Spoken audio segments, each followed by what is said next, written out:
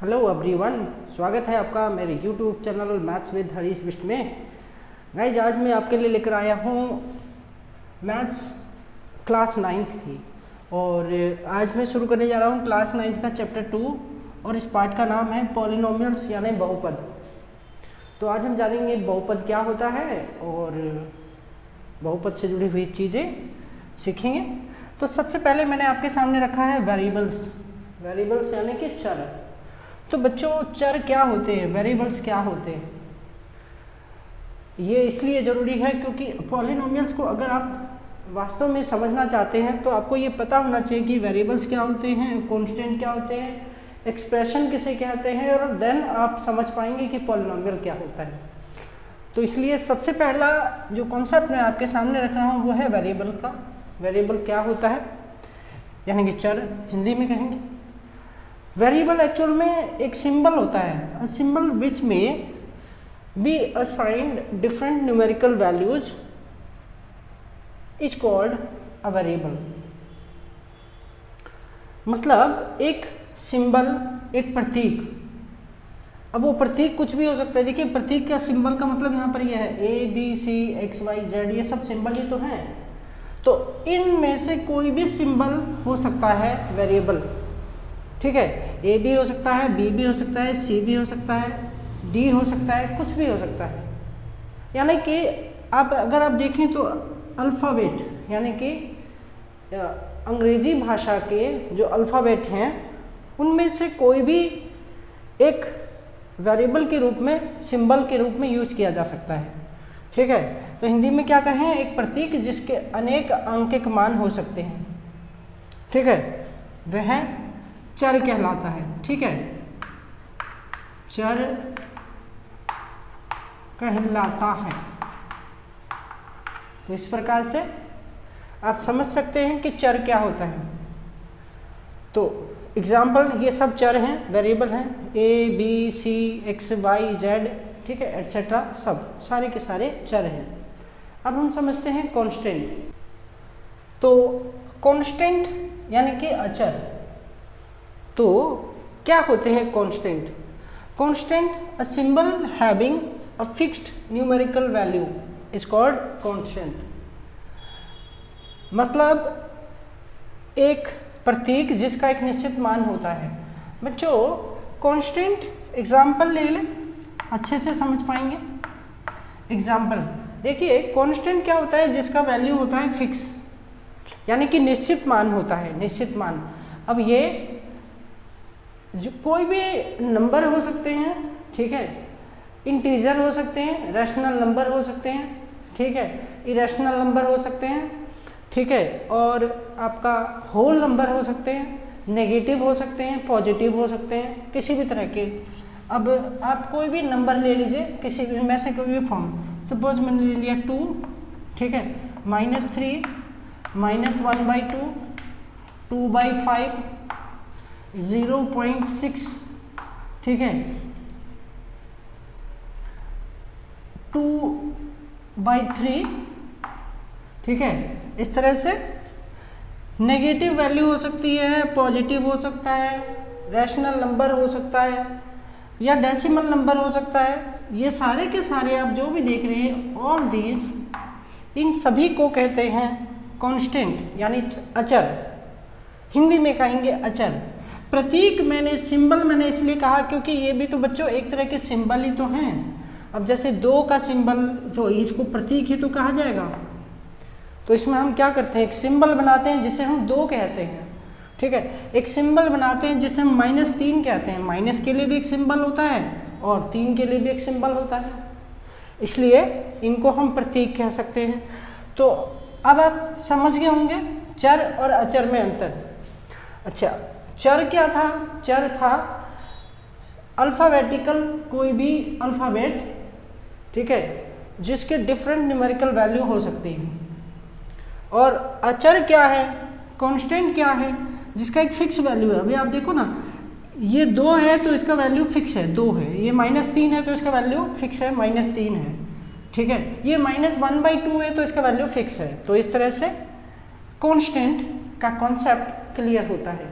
अब हम बात करते हैं अलजेब्रिक एक्सप्रेशन की। बच्चों अब हम बात करते हैं अलजेब्रिक एक्सप्रेशन की। ठीक है, अलजेब्रिक एक्सप्रेशन को हिंदी में बीजीय व्यंजक कहा जाता है। क्या होता है ये बीजीय व्यंजक? ठीक है, इस पर बात करते हैं। दरअसल एक्सप्रेशन, अलजेब्रिक एक्सप्रेशन जो है एक कॉम्बिनेशन होता है। ठीक है, अ कॉम्बिनेशन ऑफ कांस्टेंट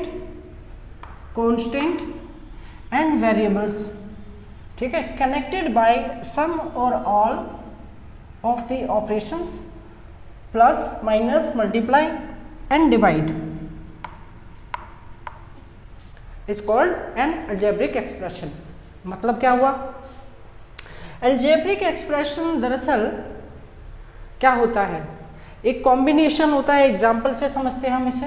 एक कॉम्बिनेशन होता है जिसमें कांस्टेंट और वेरिएबल के बीच में कॉम्बिनेशन होता है। ठीक है, क्या होता है? कॉम्बिनेशन। तो लाइक एग्जाम्पल, मैं आपको एक एग्जाम्पल से लिखता हूँ, एक एग्जाम्पल लेता हूँ यहाँ पर। सपोज मैंने लिखा 2x², ठीक है, -3। तो ये एक बन गया, क्या बना? ये एक एक्सप्रेशन बना। देखिए 2x² -3, यहाँ पर हमने क्या किया? माइनस को यूज किया और ठीक है, माइनस क्या है? एक जो बेसिक ऑपरेशंस हैं उनमें से एक है। ठीक है, इनको बेसिक ऑपरेशंस कहते हैं, प्लस माइनस मल्टीप्लाई और डिवाइड। ठीक है, तो इस प्रकार से अब इसमें क्या है? ये एक एक्सप्रेशन है, इसमें दो टर्म्स है एक्सप्रेशन।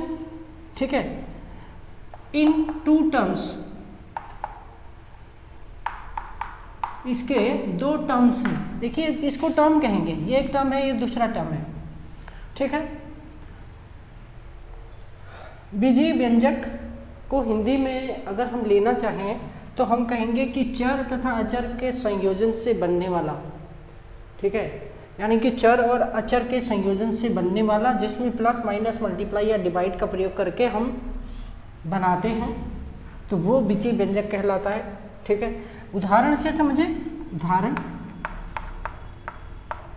मान लिया ये मैंने लिखा 2x² + 3x और -4, ये तो ये हमारा एक एक्सप्रेशन है। ठीक है, इसे बीजीय व्यंजक यानी कि अलजेब्रिक एक्सप्रेशन कहेंगे। अब इसमें तीन टर्म है, 1 2 3। ये है हमारे पद, इनको कहेंगे पद। ठीक है, 3 पद वाला, ये 3 पद वाला बीजीय व्यंजक है हमारा बच्चों। 3 टर्म है, 1 2 3। अब ये टर्म क्या चीज होती है, तो इस पर बात करते हैं। टर्म,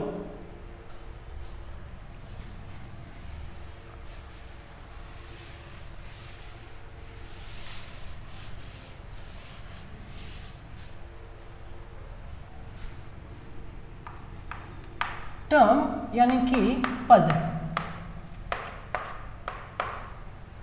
बच्चों टर्म बनता है कैसे? Variable multiply constant.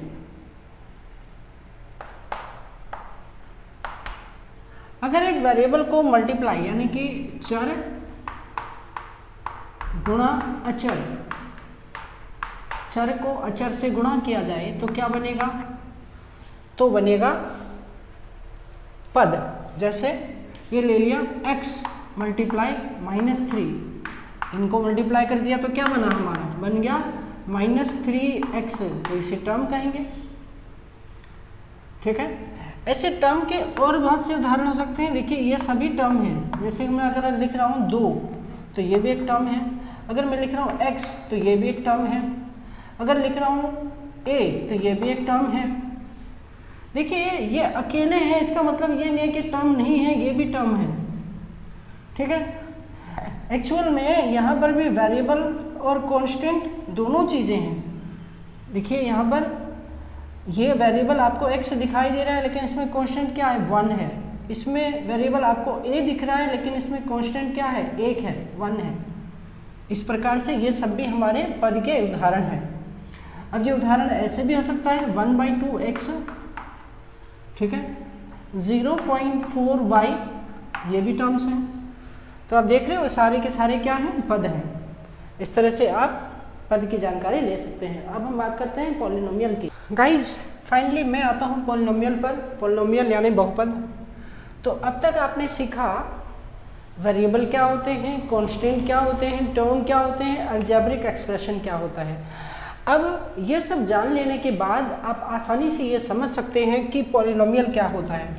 दरअसल पॉलिनोमियल एक अलजेब्रिक एक्सप्रेशन होता है, ठीक है, एक अलजेब्रिक एक्सप्रेशन जिसमें वेरिएबल इन्वॉल्व होता है, मतलब वेरिएबल उसमें इंक्लूड होता है श्योरली, ठीक है। पॉलिनोमियल में हमेशा वेरिएबल आएगा ही आएगा, ठीक है, ओके। उसमें वेरिएबल इन्वॉल्व होता है और क्या होता है उसमें, और इसमें खास बात होती है कि उसकी जो पावर्स होती है ना, पावर्स, ध्यान दीजिए बच्चों, पावर्स, वो पावर्स जो है होल नंबर होती हैं, ठीक है।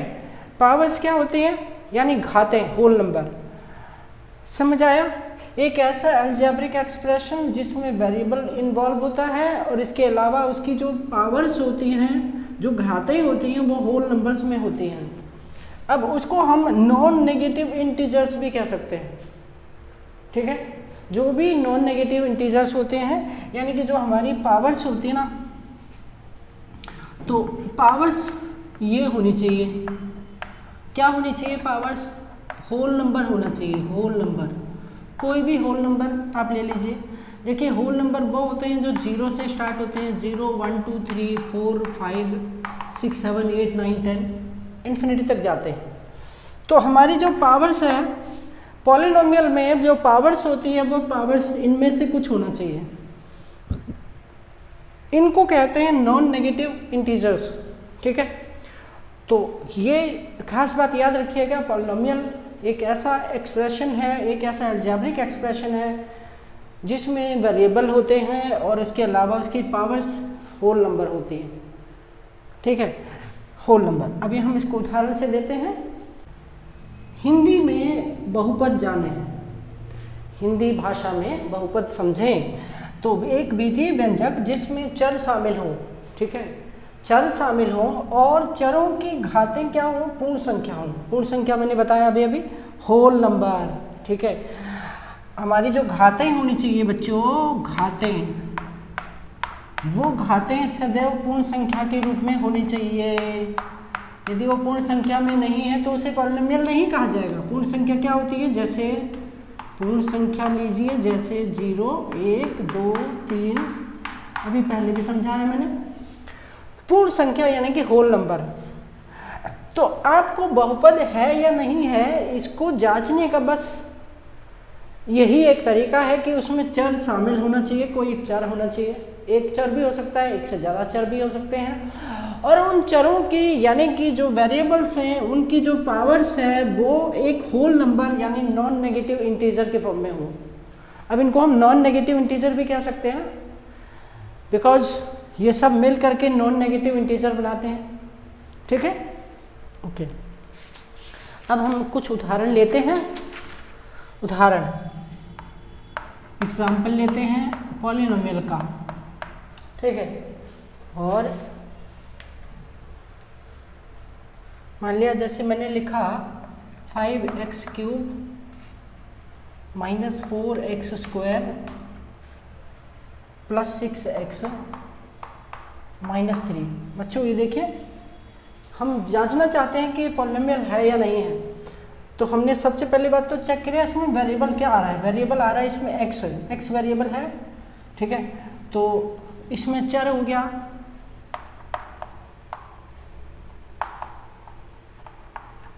वेरिएबल हो गया इसमें x वेरिएबल है।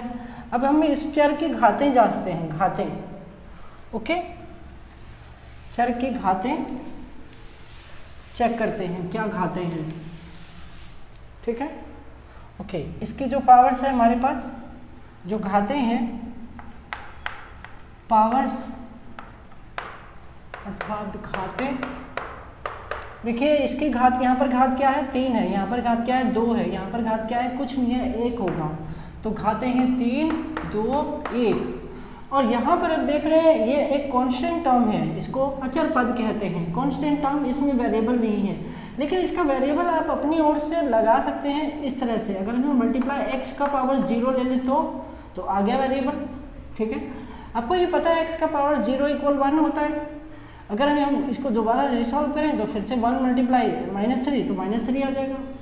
इसका मतलब ये हुआ कि यहाँ पावर क्या है, 0 है। तो आप देख रहे हैं वेरिएबल आ रहा है, जो वेरिएबल आ रहा है उसकी पावर जो है 3, 2, 1 और 0 है। तो इसका मतलब ये सारे के सारे होल नंबर हैं, ठीक है। All powers are whole number, सभी घातें पूर्ण संख्या है। अतः यह एक चर में बहुपद है। ध्यान दीजिए, एक चर में बहुपद, दो चर में भी बहुपद हो सकता है अगर दो चरों का इस्तेमाल किया गया है, तीन चर में भी बहुपद हो सकता है। लेकिन बहुपद होने के लिए क्या खास होना चाहिए कि जो पावर्स हैं वो होल नंबर होने चाहिए। तो इस तरह से, तो इसे हम कहेंगे variables in polynomial in one variable. तो इसका मतलब ये हुआ कि यहाँ एक चर में बहुपद है, तो इसको हम कैसे लिखें, क्या लिखें इसमें, ये लिखेंगे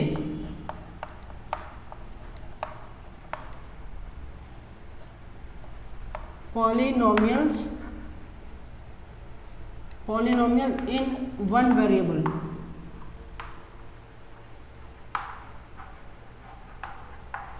इस प्रकार से आप उदाहरण सहित पॉलिनोमियल को समझ पाए होंगे। एक और उदाहरण हम लेते हैं।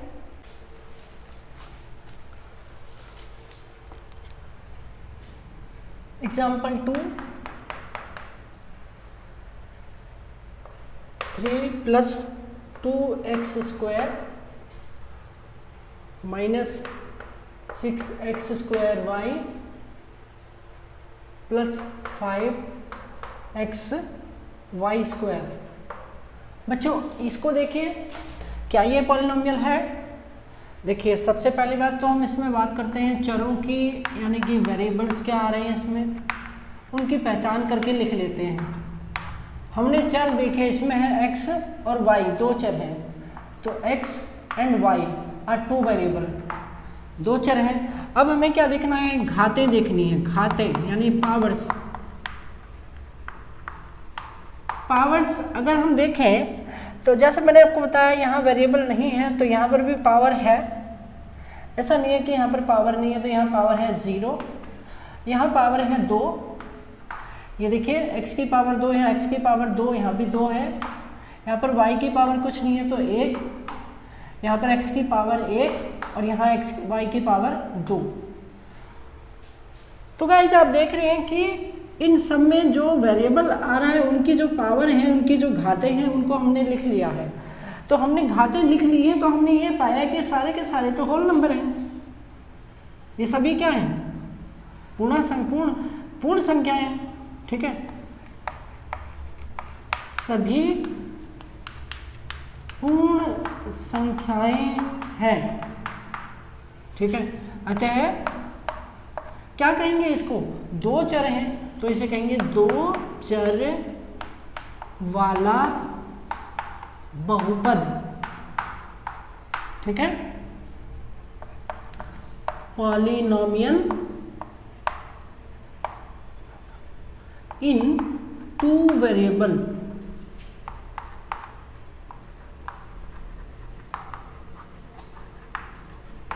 इस प्रकार से पॉलिनोमियल का ये कॉन्सेप्ट क्लियर होता है।